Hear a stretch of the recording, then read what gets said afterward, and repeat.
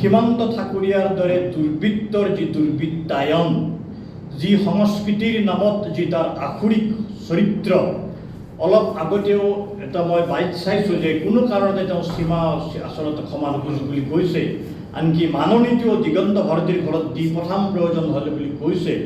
তাৰ আচলতে যি ব্যৱহাৰ, এই ব্যৱহাৰৰ বাবেই পংকজ গোবিন্দ মেধি কোৱাৰ দৰে আজি বিহু সমিতিবিলাক আজি আমাৰ প্ৰশ্নৰ উদয় হৈছে যে এইবিলাক আচলতে সংস্কৃতি নে কংস সংস্কৃতিৰ একতা ৰূপান্তৰ।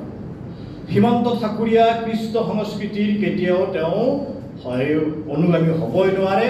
এটা কংস চৰিত্ৰ, এটা আসুৰিক চৰিত্ৰ আৰু সভ্যতাৰ পোহৰ নপোৱা এটা তেওঁ বিবেকহীন তেওঁ এটা ব্যক্তি, যে দিগন্ত ভাৰতীক মঞ্চৰ পৰা সেই দৃশ্যটো যদি আপোনালোকে চাই কিমান দুখজনক, তাৰ পৰা তেওঁ টানি আনিছে, মাইক্ৰফোন হাতৰ পৰা কাঢ়ি আনিছে আৰু চৰম অপমান। দিগন্তই যেন সুধিছে যে মই গান গাব যদি নালাগে মোক কিয় আপোনালোকে ইয়ালৈ উঠাই দিছিল, আৰু তাৰ পিছতো অপমান কৰিছে। অতি সকৰুণ এক দৃশ্য, কিন্তু লজ্জাজনক।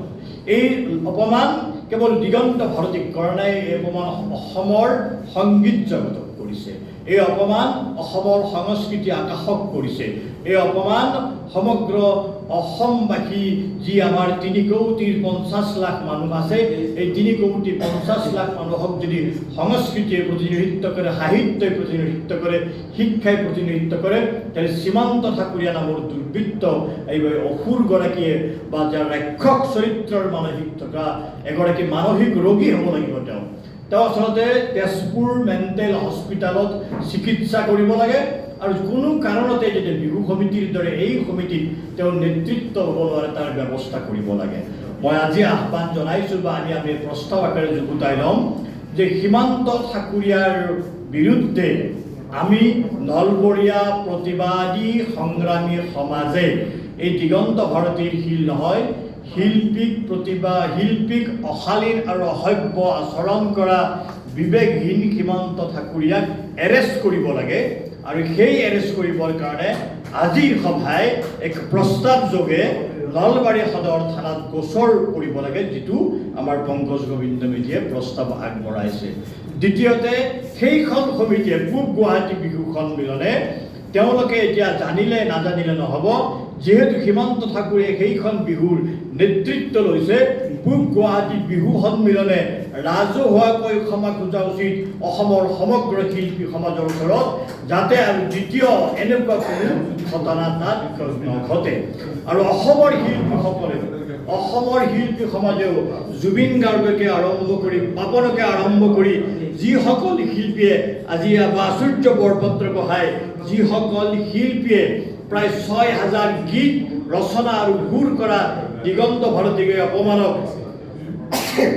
নিজৰ অপমান বুলি ভবা নাই, তেওঁলোকেও আত্মবিশ্লেষণ কৰক আৰু নিজৰ অপমান বুলি ভাবি তেওঁলোক ওলাই আহক, নিজৰ বিবৃতি প্ৰদান কৰক আৰু চৰম সকিয়নি দিয়ক কংসৰূপী সীমান্ত ঠাকুৰীয়াৰ দৰে দুৰ্বৃত্তসকলক।